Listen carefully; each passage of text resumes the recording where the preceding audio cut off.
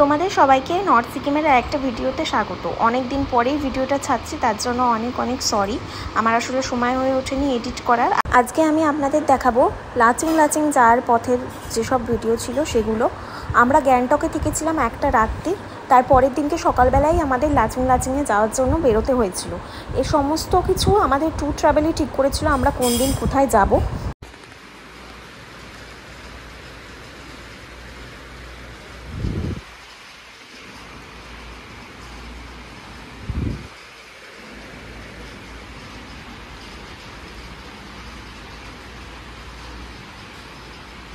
পরের দিন সকালবেলা উঠেই দেখলাম বাইরে বৃষ্টি পড়ছে। আপনাদের দেখালাম যে বাইরে কত জোরে বৃষ্টি পড়ছে। ভাবুন, আগের দিনকেই রোদ্দুর ছিল আর তার পরের দিনকেই এরকম বৃষ্টি। আমরা তো প্রথমে ভাবছিলাম যে আমরা নর্থ সিকিমের দিকে যেতে পারবো কি না, কারণ নর্থ সিকিমে যাওয়ার জন্য পারমিট লাগে, আর সেই পারমিট আপনাদের ট্যুর ট্রাভেলের লোকেরাই করে দেবে। তার জন্য আপনাদের ডকুমেন্টস দিতে হবে।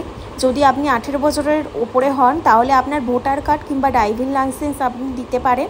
আর 18 বছরের নিচে যারা যাবে আপনাদের সাথে, সেই ছোট বাচ্চাদের জন্য কিন্তু বার্থ সার্টিফিকেট লাগবে কিংবা স্কুলের কোনো সার্টিফিকেট লাগবে। তাদের আধার কার্ড কোনো মতেই নেওয়া যাবে না। আধার কার্ড বড়োদেরও নেওয়া যাবে না। আধার কার্ড ওখানে সিকিম গভর্নমেন্ট অ্যাপ্রুভ করেই না। আপনারা আপনাদের ভোটার কার্ড কিংবা ড্রাইভিং লাইসেন্স দিতে পারেন, সেইগুলো দিয়ে ওরা পারমিট আপনাদের বানিয়ে দেবেন। আর পারমিট আপনার গাড়ির যে ড্রাইভার থাকবে সেই নিয়ে আসবে, সেই অ্যাপ্রুভ করাবে। তাতে আপনাদের আলাদাভাবে কোনো টেনশন নিতে হবে না।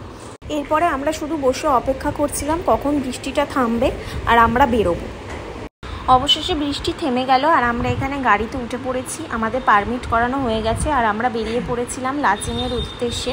আর এখানে দেখুন আমরা সবাই বসে রয়েছি আর আমরা এক পরত বেশি সোয়েটার ফোয়েটার সব পরে ফেলেছি, কারণ অনেক ঠান্ডা ছিল। আর এখানে তারপরেই প্রথম আমাদের থামালো একটা এই ওয়াটারফলে। বিশ্বাস করুন, আমি ওয়াটারফলটার নাম একদম ভুলে গেছি। আর আমার সাথে যে গুণধর মানুষেরা গেছিলো আশা করি তারাও সবাই ভুলে গেছে। তো ওয়াটারফলটার নাম আমার মনে নেই। এখানে এরকম একটা টাওয়ার করা ছিল, ওই টাওয়ারের ওপরে গিয়েও আপনারা ওয়াটারফলটা একদম সামনে থেকে দেখতে পাতেন। এখানে সবাই খুচখাচ ফটো তুলছিল এ করে। আমরা তারপরে এখান থেকে রওনা দিলাম। আর দেখুন চারধারে পুরো পাহাড়ে ঘেরা জায়গা, দেখতে দেখতে আমরা যাচ্ছি। খালি যেদিকেই তাকাচ্ছি পাহাড়, যেদিকেই মানে এইদিকেও তাকালে পাহাড়, ওই দিকে তাকালেও পাহাড়। কিন্তু মেন কথা একটা হচ্ছে যে রাস্তাগুলোর অবস্থা অনেকটাই খারাপ হয়ে গেছিলো। আমরা যে সময় গেছিলাম সেটা এপ্রিল মাস ছিল, কিন্তু রাস্তাটার অবস্থা তখনও খারাপই হয়ে গেছিলো, অনেক জায়গায় ধস নেমেছিলো। আর এই জায়গাটা দেখুন, এই লোকেশনটা ভীষণ সুন্দর ছিল। এটা কোনো ভিউ পয়েন্ট ছিল না, এটা একটা ব্রিজের ওপারে ছিল। আর আমরা ওই ব্রিজটা পেরিয়ে গাড়ি দাঁড় করাতে বলেছিলাম দাদাকে, আর দাদা গাড়ি দাঁড় করিয়েছিল। তো আমরা এখানে দাঁড়িয়ে দাঁড়িয়ে দেখুন কি সুন্দর তিস্তা নদী বয়ে যাচ্ছে। আর তখন হালকা হালকা বৃষ্টিও শুরু হয়েছিল। আর ঠিক এই ভিউ পয়েন্টটার সাথেই আমরা দুপুরের লাঞ্চ করতে বসেছিলাম একটা হোটেলে। এই জায়গাটাতে এই একখানাই হোটেল ছিল।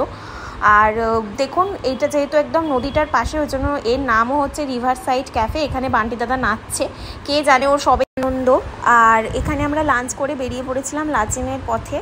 আর এখানে দেখতে পাচ্ছেন ওই দেখুন দূরে একটা ব্রিজ দেখা যাচ্ছে। আগে নাকি ওই ব্রিজে করেই মানুষ যেত, এখন ওই ব্রিজটা বন্ধ হয়ে গেছে, কারণ ওটা একদম দড়িওয়ালা একটা ব্রিজ ছিল।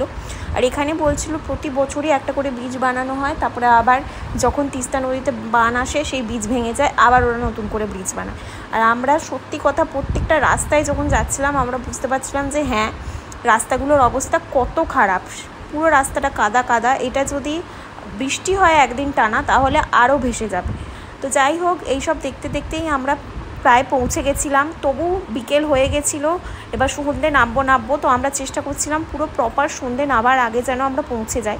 আর এখানে জলের রঙটা দেখুন কি সুন্দর, সবুজ টাইপের একটা রঙ। জানি না কেন এরকম মানে লাগছে, কিন্তু এত স্বচ্ছ এত সুন্দর জল ছিল। এখানে আমরা অনেকে ফটোশ্যুট করেছি, প্রায় সবাই এখানে দাঁড়িয়ে ফটোশ্যুট করেছি। আর যেহেতু সন্ধ্যে হয়ে যাচ্ছিলো আমরা বেশি ফটো তুলতেও পারিনি। আমাদের যিনি ড্রাইভার ছিলেন উনি বলছিলেন যে তাড়াতাড়ি চলো, সন্ধ্যের আগে ঢোকাতে হবে তোমাদেরকে লাচেনে। কিন্তু যতই রাস্তা খারাপ হোক যাই হোক, ওখানে যে ড্রাইভাররা আছে সত্যি তারা খুব সিনসিয়ার আর আমাদেরকে খুব ভালো করে নিয়ে গেছে। মানে এক মিনিটের জন্য আমাদের মনে হয়নি যে না ওরা বিশ্বাসযোগ্য নয় কিংবা ওরা ভালো করে গাড়ি চালাতে পারছে না, এরকম কোনো ব্যাপার নয়। আর সত্যি ওরা খুব কোঅপারেটিভ, কারণ দেখুন এখানে এই ব্রিজটাতে ইভেন যত ব্রিজ আছে সবেতেই এক পার দিয়েই গাড়ি যেতে পারবে, মানে একটা গাড়ি একটা টাইমেই যেতে পারবে। ওইদিকে দেখুন ওই গাড়িটাও দাঁড়িয়েছিল যে আমরা নামবো আর ও আসবে। ওই সব রাস্তা তো আপনারা দেখলেন। এবার আমি আপনাদের আসল লাচিন যাওয়ার যে রাস্তাটা সেটা দেখাবো। দেখুন এই যে এইদিকে দেখছেন পাহাড় আর নিচে খাদ, আর এই যে ওপরে এই পাশেও আমাদের পাহাড়, আর এই সরু রাস্তাটা দিয়ে আমরা শুধু যাচ্ছিলাম, যে রাস্তাটার পাশে কোনো ব্যারিকেড নেই, কিচ্ছু নেই। আর এই রাস্তাটা সত্যি কথা সবাইকে ভগবানের নাম নিতে বাধ্য করেছিল। জ্যোতিজি তো প্রায় ওদের জগন্নাথকে থেকে শুরু করে যা যা ঠাকুর পেয়েছে সবাইকে ডেকে ফেলেছিল। আর সত্যি আমাদের সাথে যারা গেছিলো তারা একটুখানি বেশি অসভ্য, কারণ ওকে খুব খ্যাপাচ্ছিল যে জ্যোতি তুই তোর বাড়িতে বলে এসেছিস, তুই তোর বোনকে বলে এসেছিস, তো তুই চলে গেলে কিন্তু তোর জামাগুলো তোর বোন পরবে, এইসব বলে ওকে আরও ভয় দেখাচ্ছিল। আর বেচারি বসেও ছিল ঠিক খাদের দিকে যে জানলাটা পড়েছিল সেটাতে।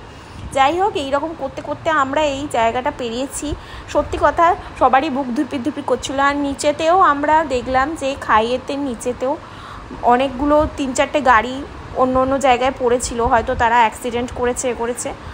আর সেই গাড়িগুলোকে ওপরে তোলাও যায়নি, আর তোলার চেষ্টাও হয়তো করেনি, কারণ এত নিচে ক্রেন যেতেও পারবে না, কেউ গাড়ি তুলতেও পারবে না। খালি একবার ভাবুন যে কতটা রিস্ক নিয়ে মানুষ ঘুরতে আসে। আর আমাদের এতটাই সাহস যে আমরা ওই রিস্ক নিয়ে ওই রাস্তায় আমরা ঘুরতে গেছি। আর যাই হোক, এখন অনেকেই আমাদের মধ্যে যারা ছিল অনেকেই পণ করে নিয়েছে যে আমরা আর কোনোদিনও যাবো না নর্থ সিকিম। কিন্তু যাই হোক, এই রাস্তাটা সত্যি সুন্দর তো ছিল, কিন্তু বিশ্বাস করুন এই যে দৃশ্যটা, এগুলো সত্যি ভাল লাগছিল না। সেই সময় ভাবছিলাম কখন এই রাস্তাটা শেষ হবে। আর এই রাস্তাটা ছিল অনেকটা লেন্দি, মানে অনেকক্ষণ ধরে আমরা এই রাস্তাটা পেরিয়েছি। কিন্তু সব থেকে চিল ছিল আমাদের গাড়ির ড্রাইভার বিক্রমদা। এখন প্রায় সন্ধ্যে 6টা 6:30 বাজে। আমাদের এখানে তখনও রোদ্দুর থাকলে কিন্তু ওখানে দেখুন প্রায় রাত হয়েই গেছে। আর এখানে দেখুন রাস্তায় শুয়ে পড়েছে, নাকি চাঁদের ফটো তুলবে। কে জানে মাথায় কি চলতে থাকে, কিচ্ছু আমি বুঝতে পারি না। সবাই ওপরের দিকে চাঁদের ফটো তুলছে, আর ঠিক উল্টো দিক থেকেই না ভীষণ ঠান্ডা একটা খুব সুন্দর হাওয়া আসছিল। মানে ঠিক মনে হচ্ছিলো যে ওই দিকে তাকালেই আমরা বরফ দেখতে পাবো। এটা হচ্ছে তার পরের দিন সকালে আমাদের যাওয়ার ছিল। এখানে আমি আর আয়ুন মিলে ডাকতে এসেছিলাম বান্টি দাদা, মোহিত আর দাদাকে। এখানে দেখতে পাচ্ছেন এরা এখনও এদের চোখ খোলেনি, এরা উঠতে পারছিলই না। এরা এখনো ওঠেনি, এদের কোনো দায়িত্ব নেই। মোহিত উল্টে পড়ে আছে, আর ওইদিকে আরেকজন লাশ, জ্যান্ত লাশ। চলুন আপনাদের লাচেনের রুম টুরটা দিয়ে দিই। এইটা একটা ছোট্ট মতন রিসেপশন ছিল। আর আমি বাইরে থেকে আসছিলাম দাদাদেরকে ডেকে, ওদের ঘরটা ওইদিকে বারান্দার ওপারে ছিল, আর আমাদের ঘরটা ছিল এখানে নিচে দিয়ে নেমে গিয়ে আমার জ্যোতিজির আর আয়ুবার সৌম্যজিৎ দাদা।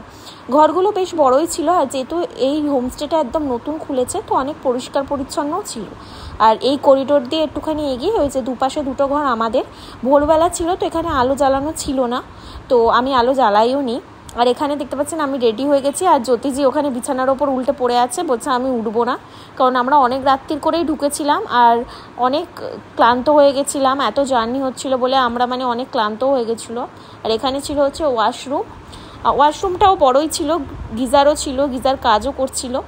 আর এইটা হচ্ছে আয়ুবার সৌম্যজিৎ দাদার রুম, ওই যে সামনেই একদম দেখা যাচ্ছে। আর এখানে আমি জ্যোতিকে বলছিলাম উঠে পড়ো, বলছে হ্যাঁ উঠছি।